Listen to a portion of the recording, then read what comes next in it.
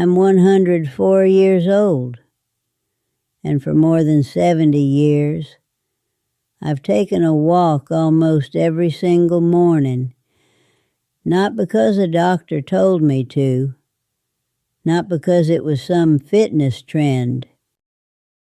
It was just something I started doing and never stopped. But here's something I've noticed after watching people for an entire century. Many people start walking after they turn 50, hoping it will make them healthier.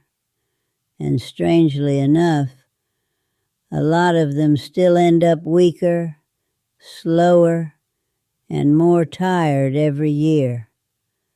The problem isn't walking. The problem is how most people are doing it wrong. I didn't start walking because someone told me it was good for my health. Back when I was a young woman, nobody talked about daily steps or fitness trackers. We just called it living. I walked to the market. I walked to visit neighbors. I walked to school when I was teaching. Some mornings it was only 10 minutes. Other days it might be half an hour. But I kept doing it, year after year. And by the time I reached my 70s, I began to notice something interesting. Many of the people around my age had stopped moving altogether. Their knees hurt. Their backs hurt. Their doctors told them to take it easy. But the people who kept walking gently, consistently, every day, those were the ones who stayed strong the longest. And over the years, I realized something else. Most people don't fail because they don't walk. They fail because they walk the wrong way. The first mistake I see people make after 50 is walking like they're trying to win a race. They march down the street with their arms swinging hard, breathing heavily, watching their step counter like it's a competition. Faster, harder, more steps. Somewhere along the way, people started believing that if something is good, then doing it harder must be better. But the human body doesn't work that way, especially after 50. Walking was never meant to punish the body. It was meant to support it. When I walk in the morning, I'm not trying to break a record. I'm not trying to burn the most calories. I simply walk at a comfortable pace, slow enough to breathe easily, slow enough to notice the trees, the air, the sunlight. Over the years, I noticed something interesting. The people who tried to push their bodies too hard often stopped walking completely after a few years. Their knees started hurting. Their hips started aching. But the people who walked gently and consistently, they were the ones who kept walking into their 80s and 90s. Longevity isn't built on intensity. It's built on consistency. But walking too hard isn't the only mistake I've seen people make. The second mistake is something most people don't even realize they're doing. The second mistake I see people make is something much quieter, but just as harmful.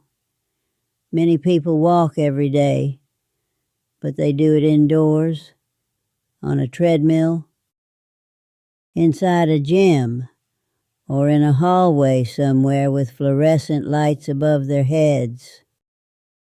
Now don't get me wrong, movement is always better than sitting still, but the body wasn't designed to live under artificial lights all day. For most of human history, people moved under the sky. They worked under the sun. They woke up with the daylight and rested when the evening came. That morning, Sunlight does something powerful to the body. It tells your brain that a new day has begun. It wakes up your energy. It helps your body keep time the way nature intended. When I take my morning walk, the sunlight touches my face, my hands, my eyes. I breathe the fresh air. I hear birds instead of machines. And somehow, after all these years, it still feels like the most natural thing in the world. Walking isn't just about moving your legs. It's about reconnecting your body to the rhythm of the day. But there's another mistake I see people make all the time. And this one might be the most common of all. The third mistake I see all the time is this. People go for a walk in the morning, and then they sit for the rest of the day. They walk 20 minutes, maybe 30. Then they spend the next 10 hours in a chair, sitting at a desk, sitting in a car, sitting in front of a television, and by the evening, they wonder why their bodies still feel stiff and tired. The truth is, the human body was never designed to move for only 20 minutes a day. For thousands of years, people moved constantly small movements throughout the entire day, walking, standing, bending, carrying things, working with their hands. It wasn't exercise. It was simply life. When I was younger, even after my morning walk, I kept moving. I worked in the garden. I cleaned the house. I visited neighbors down the street. Nothing intense, just gentle movement spread across the day. And that kind of movement keeps the body alive, because the body doesn't just need exercise. It needs regular motion. In fact, I once had a friend who showed me exactly what happens when we stop moving too soon. I remember a man who used to live 2 houses down from me. His name was Walter. Walter was a strong man when he was younger. Worked construction most of his life. Big shoulders, strong hands. The kind of man who could carry 2 heavy bags of cement without breaking a sweat. But when he retired in his early 60s, something changed. At first, he said he was just enjoying the rest he had earned. He spent more time sitting on the couch, watching television, reading the newspaper for hours. I've worked hard my whole life. He used to say, now it's time to take it easy. And for a while, that sounded reasonable. But over the years, I noticed his world getting smaller. First, he stopped walking to the corner store. Then he stopped working in his yard.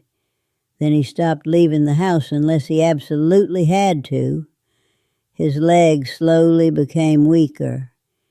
His balance started fading. Even simple things like climbing the front steps became difficult.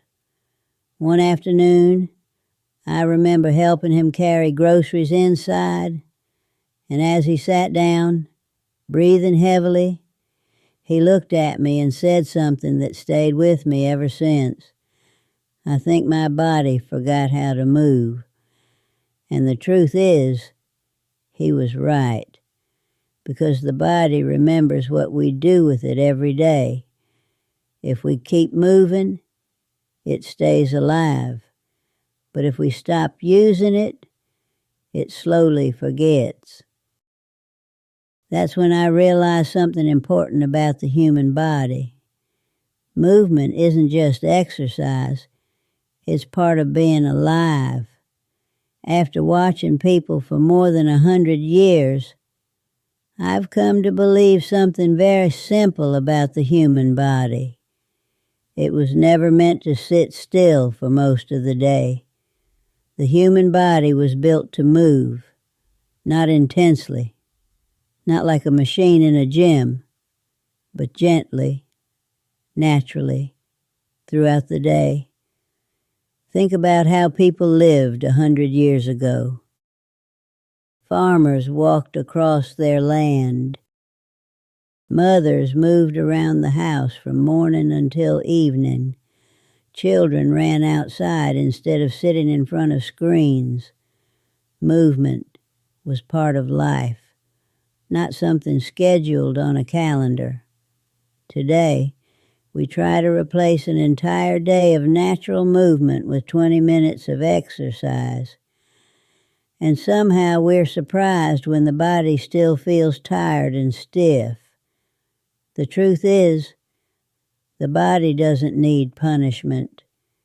It needs rhythm. A steady rhythm of movement, sunlight, rest, and simple habits repeated over many years. My own routine has never been complicated. I wake up early, usually around 5:30 in the morning. I drink a glass of water, open the door, and step outside while the air is still quiet. Then I take my walk, not fast, not slow, just a comfortable pace that lets my body wake up naturally. Some mornings I walk for 15 minutes. Some mornings it might be 30. I don't measure every step. I don't count calories. I simply walk, breathe, and let the day begin. And when I come back home, I continue moving in small ways. Gardening, cooking, cleaning a little, visiting a neighbor down the street. Nothing dramatic. Just small movements repeated day after day. After living for 104 years, I've learned that staying healthy rarely comes from one big secret.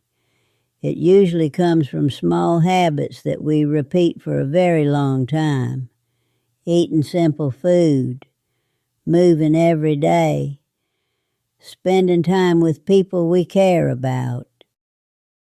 Those small choices may not seem important today, but over the years, they quietly shape the life we end up living.